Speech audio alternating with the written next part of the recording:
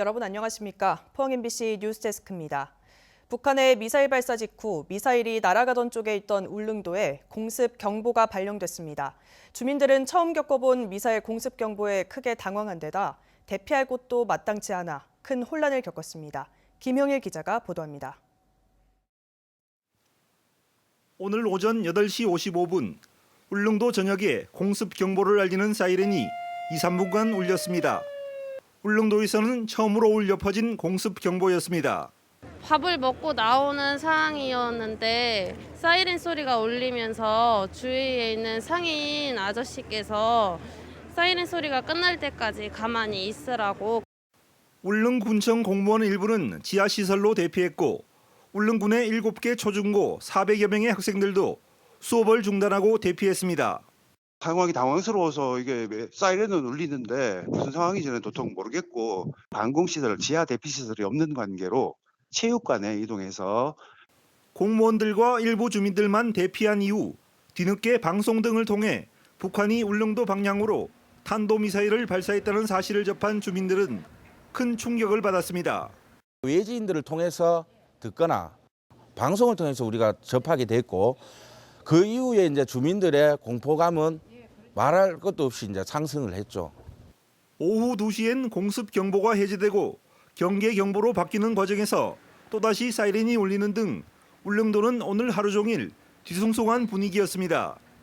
하지만 군 당국과 행정기관의 미흡한 대처에 대다수의 주민들은 큰 혼란을 겪었습니다. 울릉군의 대피 안내 문자는 공습 경보가 울린 지 24분이 지나서야 휴대전화 앱을 통해 발신됐고 정부의 긴급 재난 문자도 없었습니다. 대피 장소 역시 제대로 알고 있는 주민들이 드물었습니다. 20여 분간 동안 아무 안내가 없었습니다.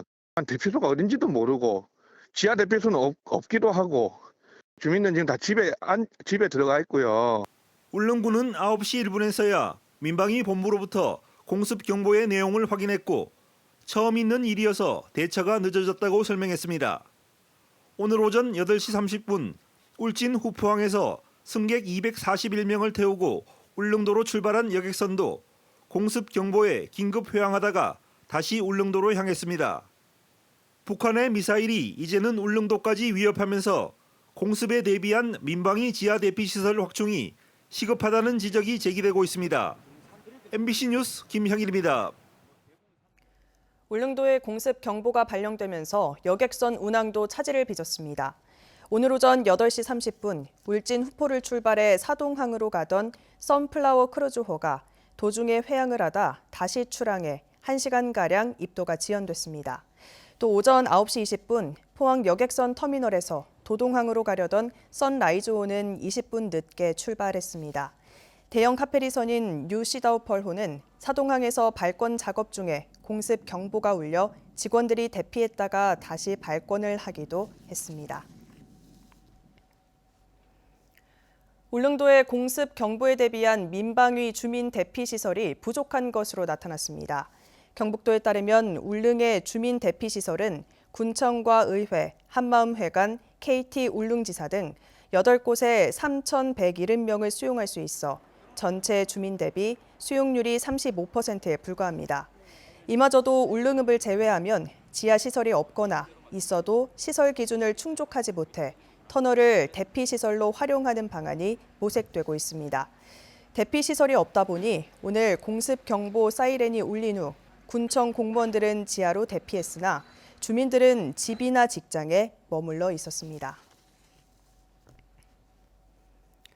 합동참모본부는 울릉도 지역에 발령된 공습 경보를 오늘 오후 2시를 기해 해제하고 경계 경보로 대체했습니다.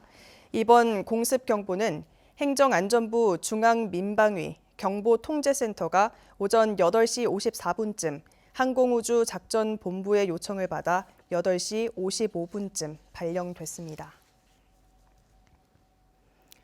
안동 이맛댐물을 대구에 공급하는 내용의 업무 협약을 오늘 권기창 안동시장과 홍준표 대구시장이 체결했습니다. 양 씨가 본격적인 추진에 들어가겠다는 건데요. 하지만 현행 법상 광역 상수도 사업은 국가가 하게 돼 있는데 우리나라의 상수도 정책을 바꿔야 하는 사업을 과연 정부가 받아들일지, 또 안동시의 보관대로 정수한 물을 상수도로 공급하면 관련 법까지 개정해야 하는데 추진이 쉽지만은 않습니다. 이정희 기자입니다. 안동댐 정상부, 안동 이맛댐물을 대구에 공급하는 내용의 협약서에 안동 권기창, 대구 홍준표 시장이 서명했습니다. 안동댐, 이맛댐이 우리에게도 보물단지가 되는 이러한 시대를 열어가는 것이 진정한 낙동강 상하류 교류 협력 시대를 여는 것이라고. 안동시는 대구에 맑은 물을 공급하고 대신 대구시는 안동의 상생협력기금 지원과 통합신공항 연계 산업단지 조성, 댐 주변 규제 완화를 위해 협력하고 농산물도 구매하겠다는 내용입니다. 이 사업은 국가 상수도 정책을 바꿔야 하는 문제라서 추진이 쉽지만은 않을 것으로 예상됩니다. 안동 이맛댐물 공급을 위해서는 하루 60만 톤 기준으로 대구 매곡 정수장까지 130km의 송수관로를 설치해야 하고 비용은 1조 원 이상이 듭니다. 현행법상 지방 상수도 사업과 달리 광역 상수도 사업은 국가가 하게 돼 있는데 과연 정부가 이를 받아들일지 미지수입니다. 식수댐을 전국에 대거 건설을 해야 됩니다. 이 식수 정책을 바꿔야 할 때입니다. 그래서 대구시하고 안동시가 협력을 해서 현재 대구시는 댐 원수를 공급받겠다는 거고 안동시는 물값을 직접 받을 수 있도록 정수한 물을 상수도로 공급하겠다는 겁니다. 안동시의 보관대로라면 광역 상수도 사업을 지자체가 할 수 있도록 수도법을 개정해야 합니다. 또 대구시 요구량 하루 60만 톤을 채우려면 안동댐 물까지 취수해야 해 가뜩이나 규제가 심한 안동댐 상류를 추가로 상수원 보호구역으로 지정해야 합니다. 안동댐 상류 영풍 석포제련소의 중금속 오염 같은 환경 문제도 적지 않습니다. 댐물을 수도물로 사용하는데 안전성이 보장되는 것. 낙동강에는 물이 없어지게 되고 낙동강 생태계는 파괴될 것이 분명합니다. 안동시와 대구시는 곧바로 용역을 발주해 구체적인 물 공급 계획을 수립한 뒤 정부에 정식으로 건의한다는 계획인데 얼마나 실효성이 있을지 관심이 모아지고 있습니다.